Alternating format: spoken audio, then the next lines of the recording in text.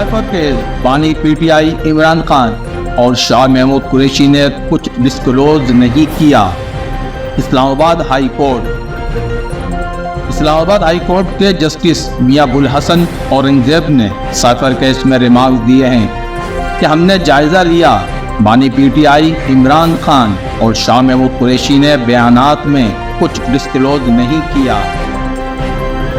Chief justice عامر فاروق اور justice میاں ابوالحسن اورنگزیب نے سائفر کیس میں بانی P T I Imran Khan اور شاہ محمود قریشی کی سزا کے خلاف اپیلوں پر سماعت کی۔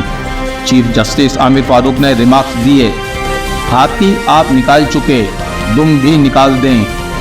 ایک طرف آپ ڈیمارچ کر رہے ہیں اور دوسری طرف کہہ رہے ہیں اس ملک سے تعلقات خراب نہ ہوں۔ آپ نے اس ملک سے تعلقات خراب نہ کرنے کے لیے سابق وزیر اعظم عمران خان کو جیل میں ڈال دیا، جس پر بیرسٹر سلمان ستر نے کہا سائفر کبھی بھی عوامی جلسے میں نہیں پڑھا گیا۔ جب کیس 2 مرتبہ ریمانڈ بیک ہو کر جائے تو جج کو احتیاط سے کیس سننا چاہیے۔